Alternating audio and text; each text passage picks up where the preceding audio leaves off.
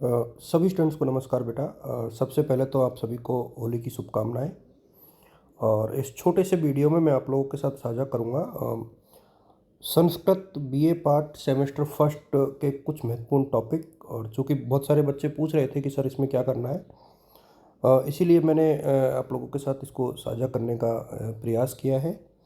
देखिए, एक तो जो रेगुलर और प्राइवेट दोनों के सेम ही पेपर आता है, तो एक तो इस चीज़ को आप लोग नोट करें कि इसमें प्राइवेट और रेगुलर दोनों का सेम ही पेपर आएगा। और रेगुलर का मिड टर्म टेस्ट होगा, रेगुलर और एक्स का। और जो प्राइवेट बच्चे हैं उनका होगा इसमें असेसमेंट।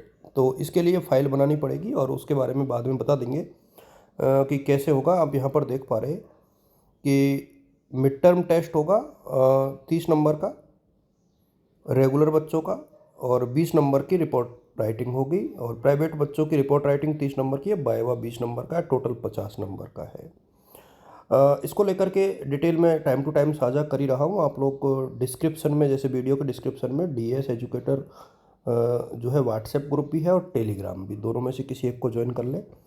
100 नंबर का आपके पेपर होगा और पेपर को लेकर के जो चीज़ें हैं वो मैं आप लोग के साथ साझा कर दूँ, क्योंकि बहुत सारे बच्चे इसको लेकर के डिस्कस कर रहे थे। तो देखिए, मैंने बहुत प्रयासों के बाद इन क्वेश्चंस को एक प्रकार से कलेक्ट किया है एंड टॉपिक्स को कलेक्ट किया है। आप लोग बहुत गंभीरता से इस वीडियो को देखें और एक दूसरे के साथ साझा करें। देखिए, एक तो ये है, आप यहाँ पर बहुत क्लियर देख पा रहे हो कि प्रश्न पत्र का निर्माण हिंदी भाषा में होगा और 2 भागों में विभक्त होगा, खंड ए और खंड बी। खंड ए में जो है 2-2 नंबर के 10 क्वेश्चन होंगे और ये 20 अंकों का हो गया। खंड जो बी है वहाँ पाँचों यूनिट से 2-2 क्वेश्चन आएंगे, हर यूनिट से आपको एक क्वेश्चन करना है। और ये 16 × 16 × 5 यानी 80 नंबर का ये पेपर है एक प्रकार से। देखिए, पहली यूनिट आपके रघुवंशम त्रियोदय सर्ग है। जो इम्पोर्टेंट है वो ये है कि 1 से 40 तक के श्लोक जो है आपको याद करने चाहिए और उनका भावार्थ और अर्थ जो है उनको आपको देखना चाहिए 1 से 40 तक। अब इसके लिए आपको रघुवंशम की बुक खरीदनी चाहिए। 1 वीक में और पासबुक में शायद इतना कुछ नहीं दे रखा होगा। हितोपदेश में जो मित्र लाभ है उसमें उसकी जो 8 कहानियाँ, उनमें से कोई 2 जो है हिंदी में आएंगी, उनसे संबंधित क्वेश्चन हिंदी में आएंगे, तो ये आपको देखना है। लघु से सिद्धांत कौमुदी चूँकि संज्ञा और संधि प्रक्रम है, तो ये पूरा यहाँ से आपको यूनिट 3 में तो कुछ इंपॉर्टेंट सारा ही है और पूरे नंबर आते हैं, तो ये आपको देख लेना चाहिए।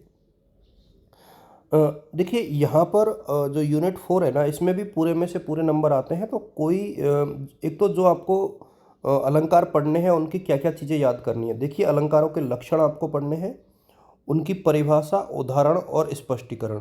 ये 4 चीज़ें यदि आप याद करोगे ना, तो ही आपको पूरे नंबर मिलेंगे। अलंकार वाले सेक्शन की मैं बात कर रहा हूँ, अदरवाइज नहीं मिलेंगे।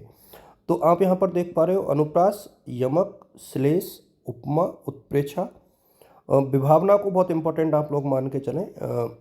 देखिए, यमक, श्लेष, उपमा, विभावना को ज़्यादा इंपॉर्टेंट माने, लेकिन इसके अतिरिक्त फिर आपको अनुप्रास भी देख लेना चाहिए, व्यतिरेक भी देख लेना चाहिए, दृष्टांत को भी आप लोग देख सकते हैं।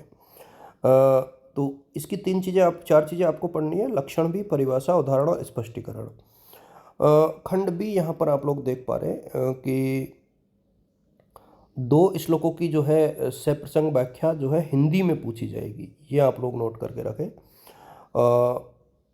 जबकि जो द्वितीय इकाई है वहाँ हितोपदेश में से एक पद्य भाग की जो है सप्रसंग व्याख्या पूछी जाएगी, ये आप लोग ध्यान रखें। और इकाई 3 में के जो है उसमें 3 सूत्रों की साधारण व्याख्या पूछी जाएगी, ये भी आपको याद करना है। और इसको थोड़ा सा सीरियसली आप लोग देखोगे तो इसमें बहुत अच्छे अंक आएंगे। इसमें 100 में से आपके 80, 90, 100 के 100 भी नंबर आ सकते हैं। तो 80, 90 नंबर तो आराम से लाए जा सकते हैं यदि आप बुक से पढ़ोगे तो ये थोड़ा सा बच्चे आप लोग ध्यान दें। बाकी जो इंपॉर्टेंट क्वेश्चन है वो धीरे धीरे मैं साझा करूँगा ही।